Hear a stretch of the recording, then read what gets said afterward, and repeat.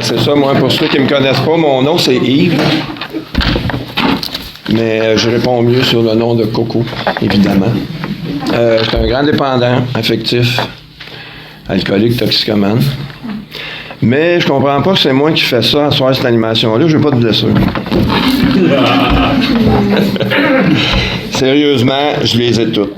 Même la blessure d'humiliation, que c'est la seule, je pense, qu'il y a quelques personnes qui ne l'ont pas. Mais moi, je me suis rendu compte dernièrement que je l'avais à côté. Je vais en parler tantôt. Le plan de match, là, ça va être... on va faire de la révision. Hein. C'est des choses qu'on a tous vues en session. Quasiment tout le monde a fait la session, mais il y en a quelques-uns que ça va peut-être être nouveau. Nouveau pour eux.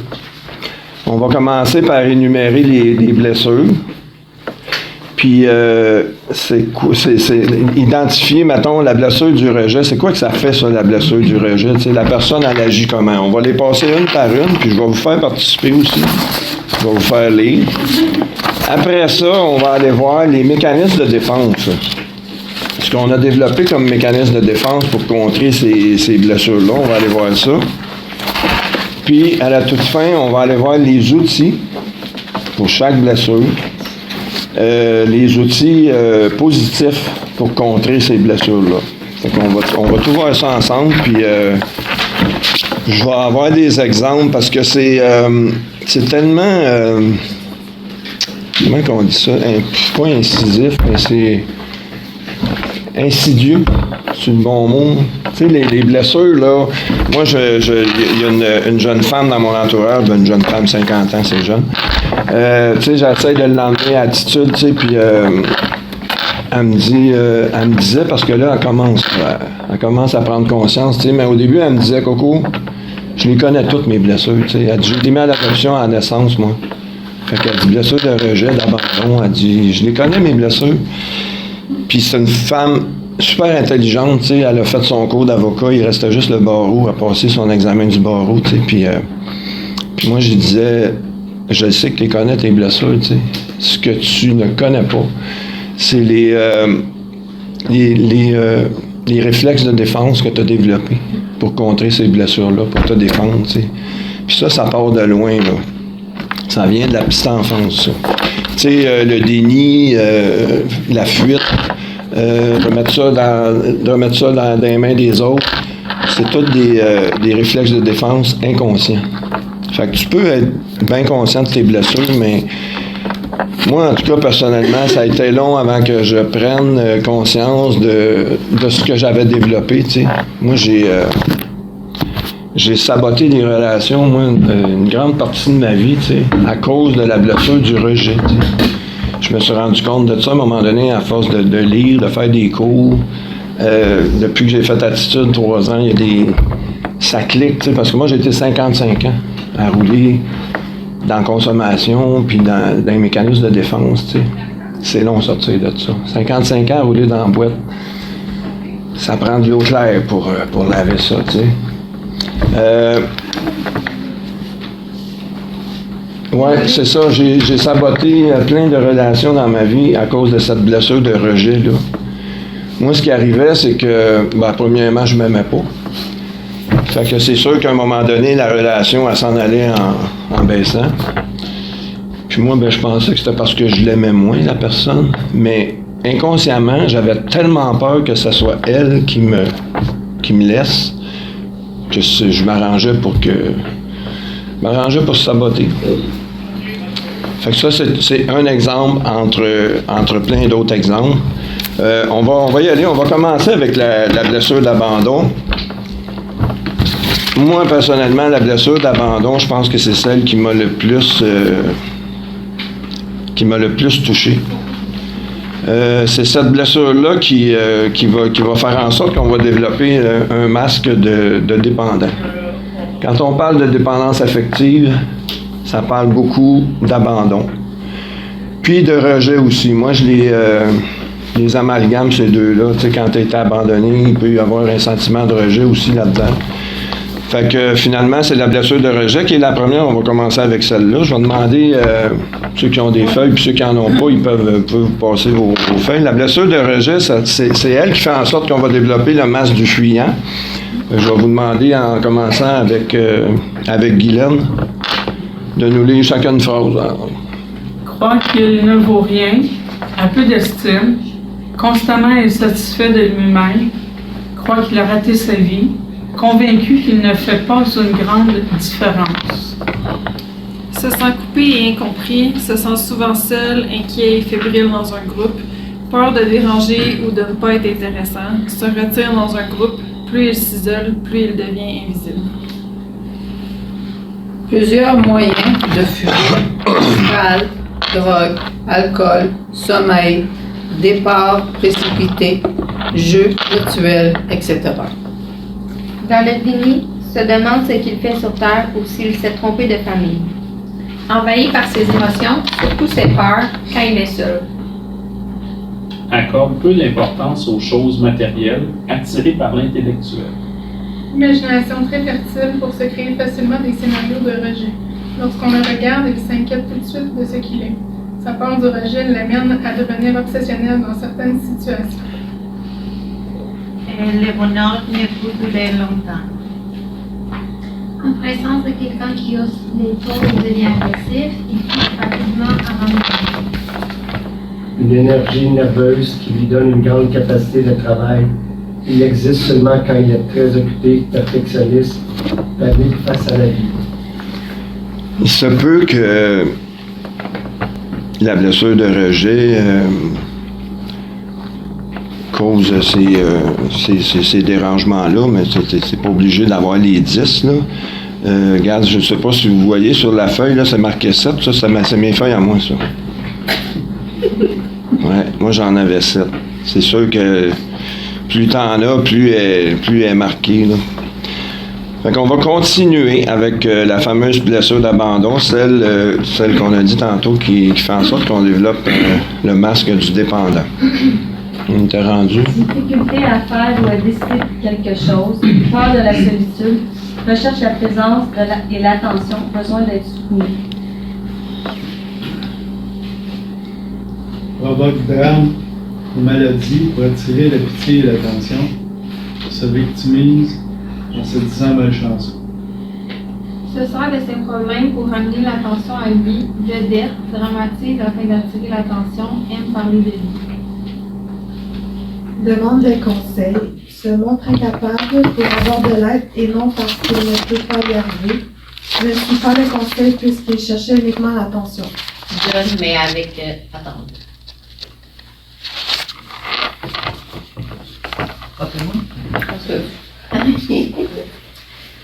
Un jour joyeux, un jour triste, facilement déstabilisé par ses émotions, j'ai pleuré longtemps et inconscient de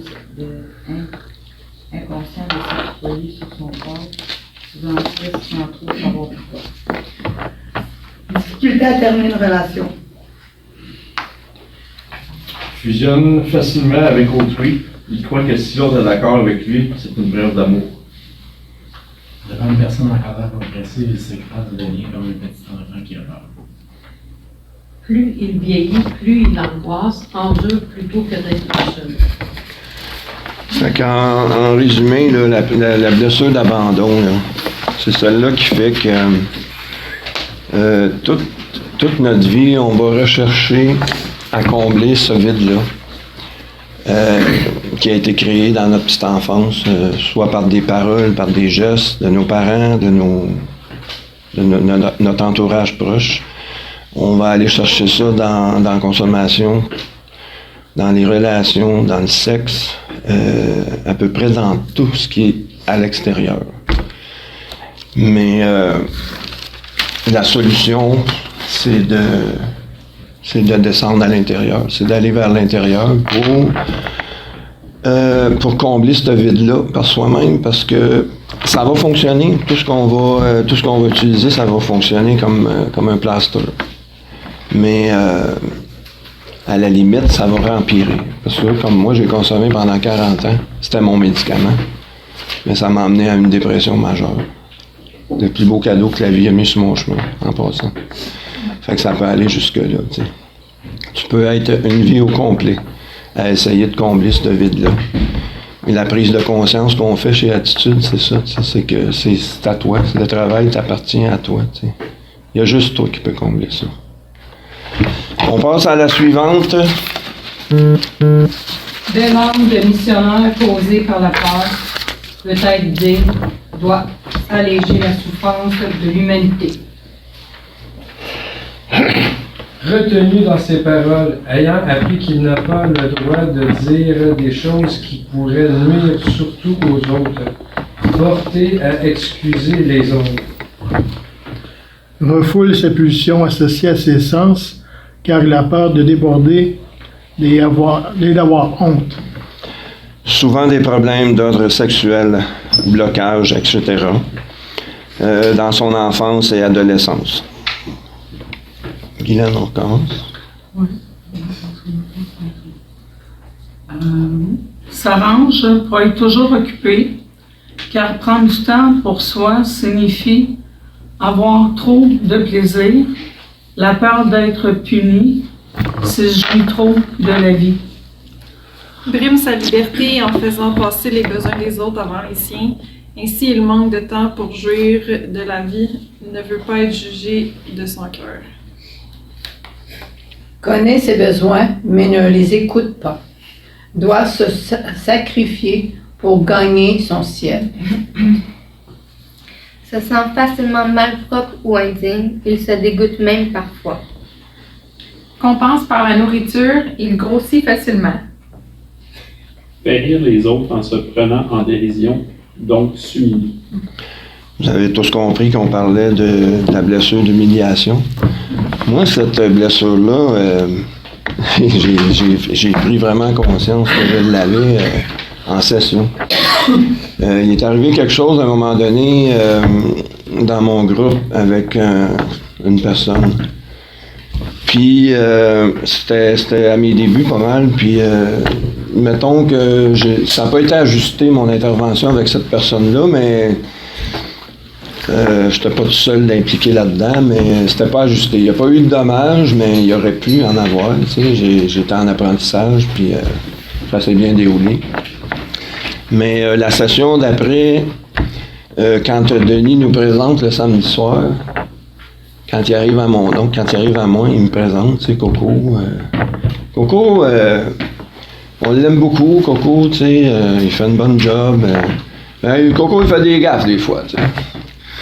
Là, moi, je monte sur le stage, là, puis moi, j'entends Coco, il fait des gaffes. Dans ma tête, il parle de ça, tu sais.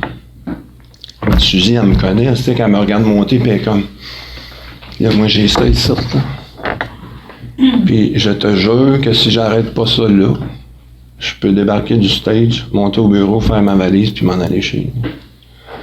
Mais aujourd'hui, je suis capable d'arrêter ça là, tu sais. Mais la veillée a été assez ordinaire, tu sais. Fait que je suis descendu au bureau avec ça.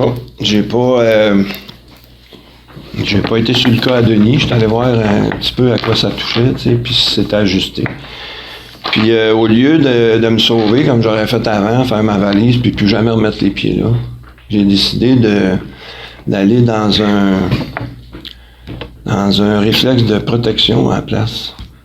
Le lendemain matin, quand je suis rentré chez Attitude, j'ai déjeuné, puis je savais à quelle heure Denis arrivait, je sais où est-ce qu'il s'assoit tous les matins. Quand j'ai eu fini de manger, j'étais allé m'asseoir à sa place, puis je l'ai attendu. Puis quand il est arrivé, pourquoi tu ris, toi? C'est pas drôle, là. C'était pas drôle, en tout cas. Quand il est arrivé, j'y ai posé la question. J'ai dit, quand tu m'as présenté hier, puis tu as dit que j'étais un gaffeux, j'ai dit, faisais-tu référence à ce qui est arrivé à la dernière session? Il dit, Chris, Coco, pas en tout, astique. Parce que moi, j'en fais des petites gaffes, tu sais. Puis ça, je suis capable de l'entendre, puis je suis capable d'en rire. Mais moi, j'étais tellement persuadé qu'il parlait de ça. Puis le fait d'aller vérifier ce qu'on appelle un mécanisme de protection au lieu de mécanisme de défense inconscient, comme j'aurais fait avant. Puis mon boss, tout de suite, il m'a fait comme... Parce qu'il me connaît, tu sais, puis... J'étais content de moi, j'étais fier de moi aussi, tu sais, parce que ça a fait comme... Puis il me présente en gros comme un gaffeux, puis ça me dérange pas, parce que moi, quand je le présente, je dis toujours que c'est lui, notre formateur, tu sais.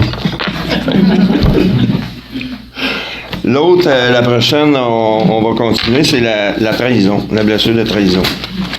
Fait tout pour convaincre les autres de sa forte personnalité, utilise ses qualités de chef pour imposer sa volonté, se croit indispensable.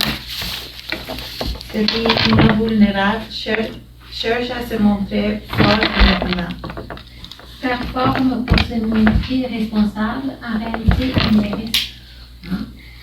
réalité, il est responsable car il accuse les autres et leur fait porter les blâmes. Cherche les honneurs, prend beaucoup de place dans un groupe. Sa réputation étant très importante, s'il se sent menacé, il est prêt à salir celle de quelqu'un d'autre.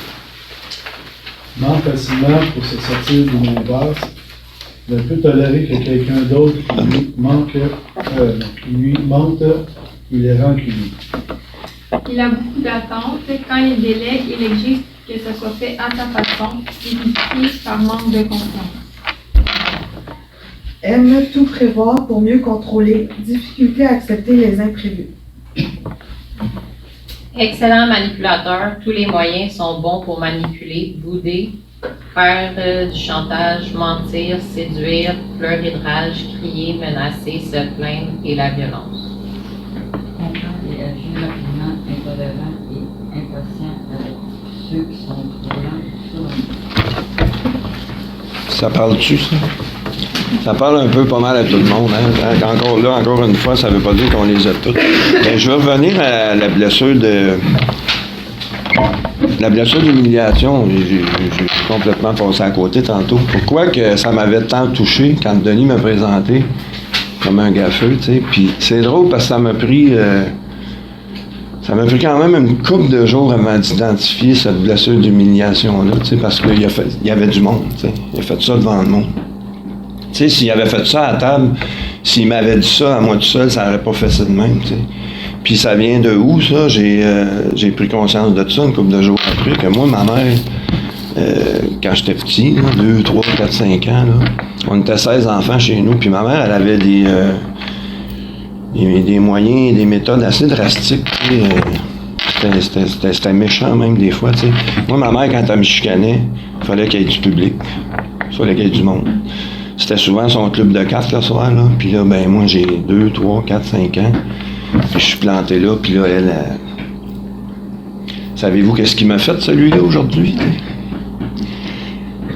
Quand t'es adulte, puis t'entends ça, là, tu pars à rire, c'est pas grave, là. Mais quand t'as 2 ans, 3 ans, là, 4 ans, là, ça, là, c'est tellement imprégné, c'est cellulaire, je pense, puis c'est pour la vie, hein. On guérit pas d'une blessure comme ça.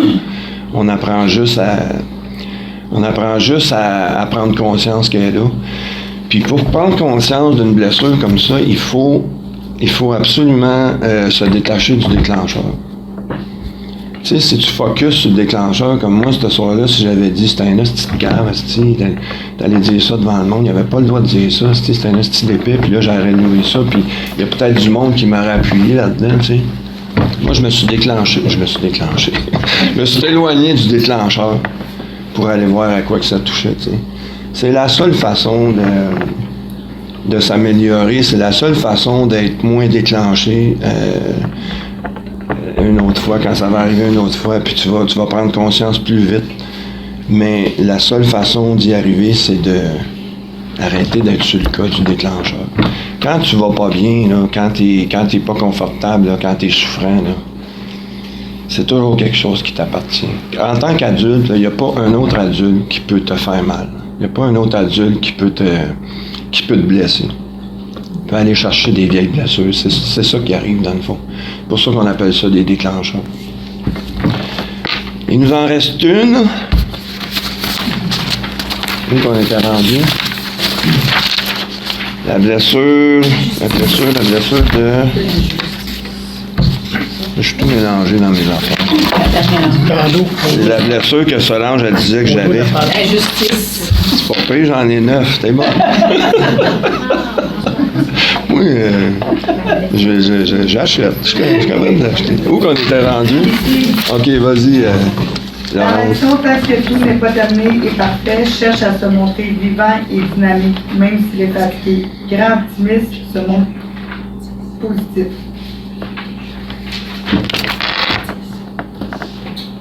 Admet rarement qu'il vit des problèmes. S'il admet un problème, il s'empresse de dire que ce n'est pas grave.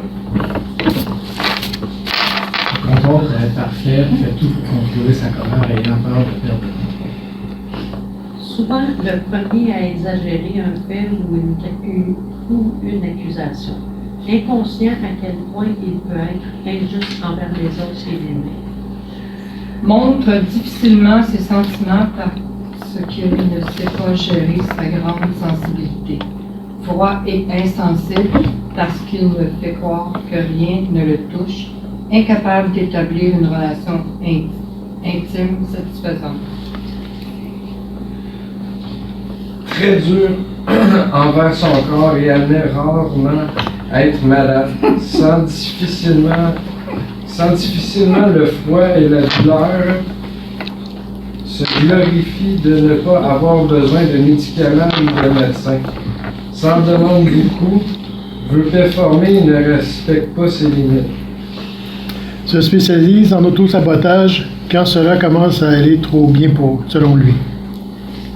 Pris en défaut, il se justifie immédiatement.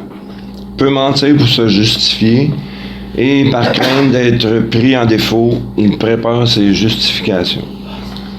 Ne peut s'empêcher d'interrompre quelqu'un, critique facilement. Quand il a atteint sa limite, il peut être très cassant, sarcastique, entêté et intransigeant. Me voici. Solange, j'avoue, mais je dois aussi dire que je regarde ça aujourd'hui, là, puis c'est sûr qu'il y a des points qui sont moins aigus qu'ils étaient, parce que ça se travaille, hein. Puis moi, là, depuis 3 ans que je suis là-bas, je me sens tellement chanceux puis choyé. Parce que, tu sais, tantôt, quand je parlais de 55 ans, rouler dans la boîte, là, c'est long de sortir de ça. Puis moi, j'ai la chance de faire toutes les sessions, tu sais, 2 fois par mois. Puis je remercie l'univers, je remercie mon Dieu d'amour de me donner cette chance-là, puis cette opportunité-là. Parce que je me sens vraiment à la bonne place, tu sais, puis je me vois changer, tu sais. J'avais quand même un bon cheminement de fait, tu sais, avant de faire Attitude, mais je dis tout le temps que c'est jamais fini, mais depuis que je suis sorti de là, je suis jamais sorti de là, depuis que je suis rentré là, on va dire. Ça a vraiment changé ma vie dans le sens que tout ce que je savais, tous les cours que j'ai faits, les lectures que j'ai faites, les consultations que j'ai faites, on dirait que j'ai appris là à canaliser tout ça et puis à mettre ça en pratique dans la vie de tous les jours, tu sais. C'est pas parfait, mais j'en suis venu à développer une paix intérieure, tu sais, qui s'installe de plus en plus longtemps. Puis quand je la perds pas longtemps. Je la perds moins longtemps, tu sais. Puis ça, ben, c'est grâce à tous ces outils-là, tu sais, qu'on a eu là-bas, puis que je continue à mettre en pratique, tu sais, à tous les jours. Fait que, on a vu les 5 blessures. On va aller voir maintenant les mécanismes de défense. Je ne sais pas où est-ce qu'on était rendu. Dans le fond, une des premières causes de l'isolement, de la déconnexion de nos émotions et de l'absence de bonheur sont les mécanismes de défense. Parce que souvent, ces mécanismes de défense-là sont inconscients. Puis, c'est pas vraiment la bonne recette. Nous les avons adoptés inconsciemment durant notre enfance afin de nous protéger de la souffrance, de la peur, de l'anxiété, des tensions qu'on ne pouvait tout simplement pas affronter. Quand on est petit, c'est ces moyens-là qu'on va utiliser parce qu'on n'en connaît pas d'autres. Notre cerveau est même pas encore complètement développé. Puis c'est un instinct de survie. Hein. Il y a des mécanismes de défense là-dedans qui nous ont peut-être sauvé la vie. Comme la consommation, là, ça a l'air gros, ça a l'air gros quand tu regardes ça comme ça, mais ça a sauvé la vie de plusieurs personnes, la mienne entre autres. T'sais. Quand je dis que ça a été mon médicament pendant 40 ans, moi c'est vrai. Là. Mais ça m'a quand même amené à une dépression majeure puis à vouloir m'enlever la vie. Ouais. Fait qu'on peut continuer où est-ce qu'on était rendu. Devenu adulte, ces moyens de survie nous limitent et peuvent être très malsains. On y va avec le déni. Le premier, c'est le déni. Je sais pas où est-ce qu'on était rendu. Je les ai compris. Je nie les émotions associées à ce que je vis, colère, tristesse, peur, angoisse, culpabilité. Vous ne pouvez pas me mettre à la porte, je fais une bonne job. C'est sûr qu'il va revenir. Ça ne peut pas être fini. Je ne suis pas fâchée. Il y en a des pires, c'est pas grave, c'est correct, nier la situation. L'évitement? Je pense qu'on va y aller un petit peu plus vite pour les mécanismes de défense, parce que moi, je veux mettre un petit peu plus d'emphase sur les outils pour contrôler chaque blessure. Fait qu'on va passer plus vite. Je vais y aller. Marie, je t'ai rendu à toi, je m'excuse. L'évitement, tu sais, je repousse le moment de faire quelque chose. Tu sais, je vais faire ça demain. Ça ressemble beaucoup à de la procrastination. Ou lui, j'aurais de quoi régler avec lui, mais non, regarde, je le ferai pas. La projection, ben, c'est pointer les autres. C'est remettre la faute sur les autres. Comme moi, dans mon exemple avec Denis, j'aurais pu faire comme c'est lui le cave, puis j'ai raison de m'en aller de là, puis de plus retourner là. T'sais. En gros, c'est ça. La rationalisation, oui, mais c'est à cause, c'est parce que, il y a toujours une raison, t'sais. Tout le temps, j'essaie de comprendre, d'analyser, de justifier, au lieu souvent de juste accepter, de lâcher prise. Ensuite, il y a le déplacement. Pas capable de faire face, pas capable d'exprimer mes émotions à la personne concernée. Je vais avoir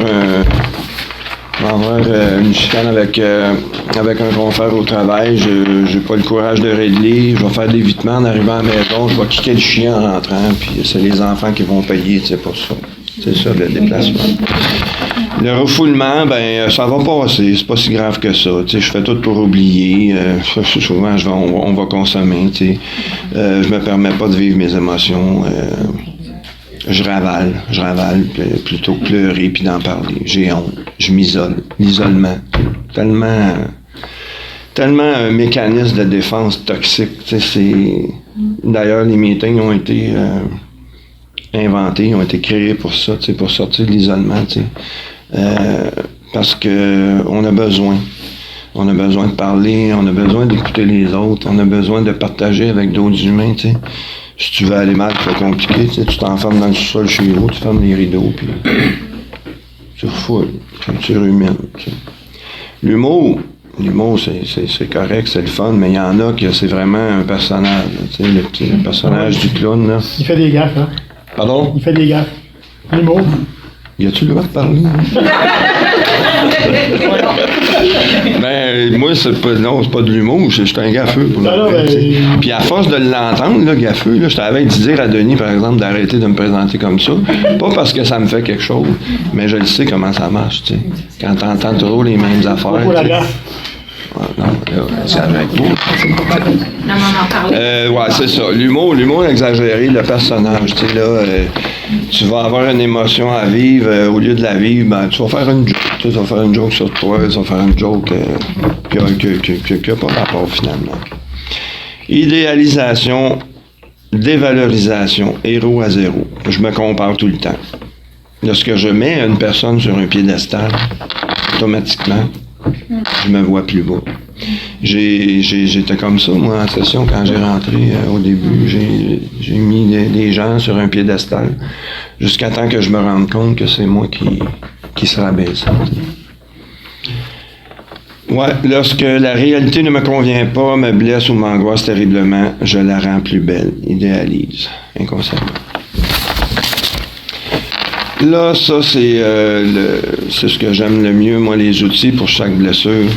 On sait que la blessure de trahison, la première qu'on a ici, c'est celle qui développe le masque du contrôlant. J'aimerais ça qu'on y aille. J'ai-tu jusqu'à 8? Je vais faire un vote à tout le monde. Est-ce que ça vous dérange si on coupe peut-être? Ou sinon, qui voudrait rester pour le business meeting? Ah ouais, c'est le business à soir. Ceux qui restent au business meeting, est-ce que ça vous dérange de dépasser un petit peu le vote? Oui. Non, c'est bon. Ben, on dépasse ça peut-être pas, Amy. Non, mais je veux quand même valider. Ouais. Mais c'est correct. Ok. Je veux pas couper dans les groupes. Non, parce que ça, je trouve ça... C'est bon. Je trouve ça vraiment important. C'est bien beau, les mécanismes de défense inconscients, là, mais on a des outils aussi pour... Puis ça, là, cette feuille-là, là, que vous avez tous, puis qu'on a dans nos cartables, là. Puis tu sais, moi, je le dis tout le temps au dernier meeting, là-bas, le meeting de... quand on enligne les gens, là, le mot m'échappe, là. Le plan d'action pour chacun qu'on fait. Moi, je dis tout le temps, quand on arrive à ça, le soir, tenez l'approche de votre 10e étape pour ceux qui la font. Là. Vous la faites toutes, vous autres. Ça, là, c'est un outil tellement utile. Tu sais, dans la journée, là, à un moment donné, là, tu te rends compte à un moment donné que tu as été rigide. C'est que tu arrives le soir, tu es en train de faire ta 10e, tu te dis tabarnak, j'ai non été rigide aujourd'hui, moi. Fait que tu t'en vas voir la blessure, la blessure d'injustice, le rigide, puis tu regardes c'est quoi qui peut t'aider là-dedans. Fait qu'on va commencer avec la trahison. Je pense qu'on est rendu à Marie. Yes. On y va. J'écoute le point de vue de l'autre. Je prends seulement ma place. Je pratique la patience. J'accepte mes erreurs. Je demande ce qui est ordonné. Je demande l'avis des autres. Je baisse le ton de voix. Je délègue. Je veux avoir raison ou être bien. Je délimite mon territoire. Tasse-toi harmonieusement. Je parle en jeu. Je reste dans mes bottines. Je prends des ententes claires. Je fais mon budget. On parlait de la blessure de trahison, évidemment. C'est celle-là hein, qui développe le masque de contrôlant. Fait qu'au lieu d'être contrôlant, là, quand tu t'aperçois le soir que tu as été contrôlant là, dans la journée, tu vas voir ça. C'est vraiment des beaux outils. Puis moi, je trouve que la blessure de trahison, elle s'amalgame très bien avec la blessure d'injustice. On dirait qu'ils vont ensemble, ces deux-là. Tu sais, j'ai pas vu souvent, moi, un contrôlant qui était pas rigide, puis un rigide qui était pas contrôlant. Tu sais. L'injustice est incontrôlant aussi. Ouais, c'est pour ça que je dis qu'ils vont bien ensemble. La suivante, la blessure du fuyant, c'est elle qui va faire en sorte qu'on va développer le rejet, dans le fond, la blessure de rejet. On est rendu où? Je prends ma place. Je suis incontent. Je vais vers les autres.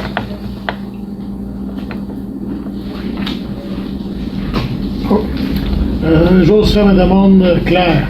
Je m'exprime. Je développe mon estime. Je me valorise face à une réussite. Je me choisis. Je me respecte. Je m'occupe de moi. Je me fais confiance. Je fais face à ma réalité. La suivante, c'est la blessure d'abandon. La fameuse blessure d'abandon qui fait en sorte qu'on devient des dépendants affectifs. J'ose faire les choses seule. Je m'accorde des moments de solitude. Je suis capable d'y arriver seul. Je suis responsable de mon bonheur. J'écoute l'opinion de l'autre. Je me parle positivement. Je dédramatise, je garde ça simple, je passe à l'action pour mon bien, je me rends utile si j'en ai le goût. Il y avait plus de nuance, c'est correct. C'est bon. C'est parfait. L'autre, la suivante, la blessure d'humiliation qui va faire en sorte qu'on va développer le masque du masochiste. Je respecte mes besoins et mes limites. Je vérifie mes besoins avant ceux des autres. Je m'accueille tel que je suis. Je reconnais mon potentiel. Je me nourris sainement et je prends soin de moi. Je Je suis abstinent. Je participe à une fraternité. Je me valorise, je me félicite. Guylaine? C'est là? Ah, ok. Je sais même plus, moi non plus, je suis plus. De dire non pour dire oui à ma vie. Je recule, je respire, je réfléchis et je réponds. La prochaine, la blessure d'injustice qui va développer le masque du rigide. Je choisis la joie de vivre. Je me donne la permission de m'amuser. Je me fais plaisir. Je me pratique à recevoir. J'accepte l'aide des autres. Je mets de la douleur dans ma vie. La douceur. Qu'est-ce qu'elle dit? Oh boy.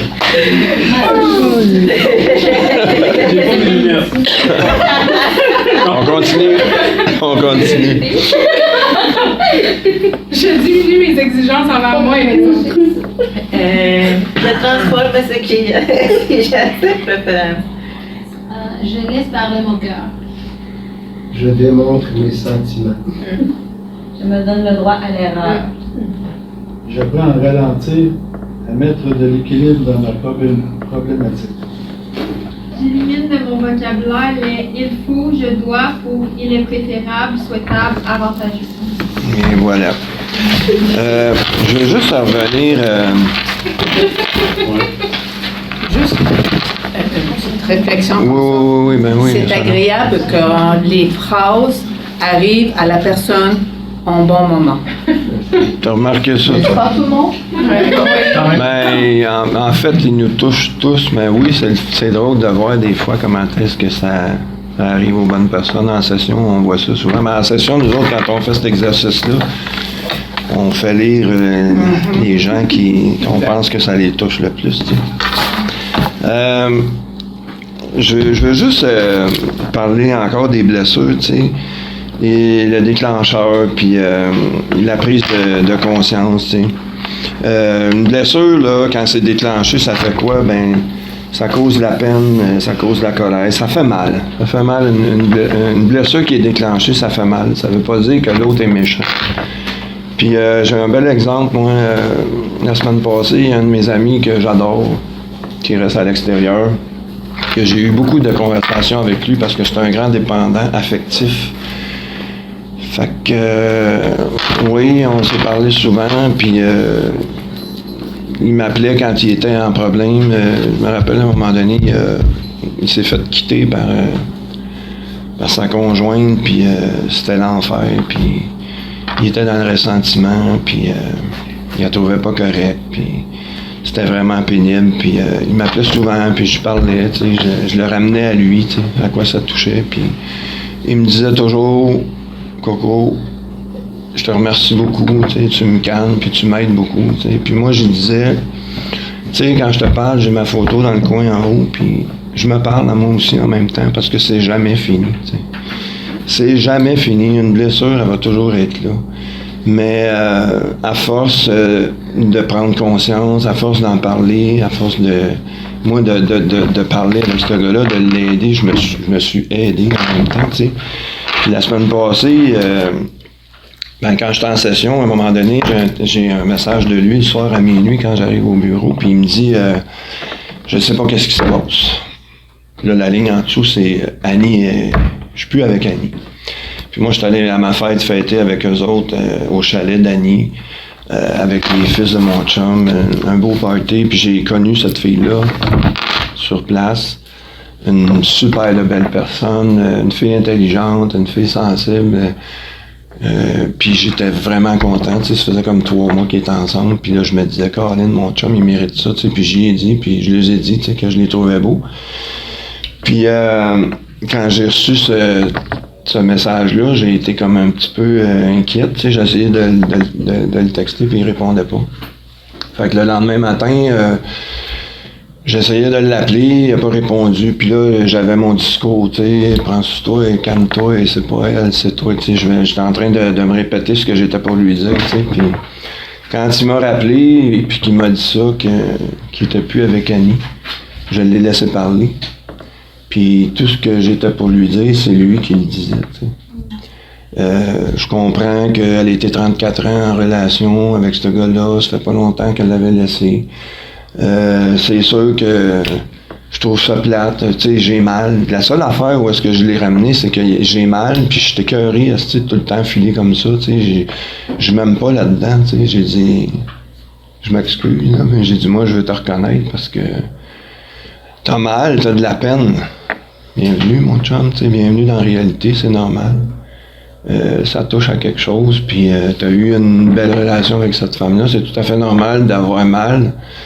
C'est tout à fait normal d'avoir de la peine, mais je dis moi la différence que je vois, que j'entends, c'est que t'es conscient que c'est pas qu'elle est pas méchante, puis que quand t'as pas fait mal, c'est que ça vient toucher à quelque chose, c'est sûr, tu sais. Mais j'étais content de le reconnaître pour sa prise de conscience que c'est quelque chose qu'il pouvait pas contrôler, puis qu'il y avait juste dans le fond à s'occuper de sa peine, puis d'être doux avec lui, tu sais. Puis je l'ai vu, il était en session d'ado en fin de semaine, je suis allé souper avec, puis il était encore dans sa peine, tu sais, puis dans sa blessure, mais calme, tu sais, capable d'en parler calmement, puis je trouvais ça le fun, tu sais. Puis d'y faire prendre conscience du chemin qu'il a fait aussi, tu sais, il a fait comme... Tu sais, ça a fait comme, hey, wow, c'est vrai, tu sais, c'est pas comme les autres fois. Il a déjà attenté à il a déjà voulu s'enlever à la vie, lui, parce qu'il s'était fait laisser, tu sais, il y a une couple d'années. Tu sais, j'ai dit, tu regardes ça, là, puis où est-ce que t'es rendu aujourd'hui? Puis je voulais pas y dire, mais j'ai dit, moi, j'aime penser que peut-être que cette femme-là, elle peut revenir, mais je veux pas que tu focuses là-dessus. Je veux juste que tu lâches prise, puis que tu y envoies de l'amour, puis de toute façon, si elle allait revenir, elle va revenir, tu sais. Fait que c'est pour ça que c'est jamais fini, tu sais. Mais faut se donner le crédit, tu sais, faut se reconnaître pour les petits bouts qu'on fait. Parce que je le dis tout le temps, moi, c'est pas une switch on-off, là, tu sais. Dans n'importe quoi. Quand t'as été dans les blessures pendant tant d'années, tu sais, puis c'est pour ça que j'aime ça voir des jeunes rentrer en session pour venir prendre soin d'eux autres puis prendre conscience de tout ça, tu sais, à 17, 18, 20 ans, 30 ans. Moi, ça a été plus long que ça. Puis ça a pris une dépression majeure pour me briser, tu sais. Puis mettre un genou à terre, puis décider de demander de l'aide au lieu de vouloir m'enlever la vie, tu sais. Fait que le message que je veux laisser, c'est que oui, on est tous des grands blessés, mais on est tous en cheminement, puis ensemble, en se parlant, puis en s'écoutant, puis en parlant de nos bonnes shots aussi, parce que c'est bien beau de venir parler de qu'est-ce qu'on a vécu de plate, puis de souffrant, puis de blessant, mais j'entends des belles choses ici aussi, tu sais, genre, je vais bien, tu sais, cette semaine, Coco, je vais bien, tu sais, je commence à me détacher, puis c'est plus facile, tu sais, c'est le fun d'entendre ça aussi. Faut pas négliger ça, cette facette-là. Je sais pas s'il y en a qui ont des questions, si je suis capable de répondre, si je peux répondre, ça va me faire plaisir. Y en a-tu qui ont des questions? Ça a donc bien été bien présenté. Hey, ça m'a fait un grand plaisir, j'espère que ça vous a éclairé, puis j'espère que ça vous donne un petit peu d'espoir, parce que des fois c'est décourageant, on a l'impression de toujours retomber dans le même pattern, mais pensez-y comme il faut où est-ce que vous êtes rendu, puis donnez-vous le crédit pour le bout de chemin que vous avez fait. Quand Denis dit quand je m'en vais en auto, mes lumières n'ont pas besoin d'éclairer jusqu'à la maison, juste le petit bout que t'as à faire. Je vous remercie beaucoup pour votre attention.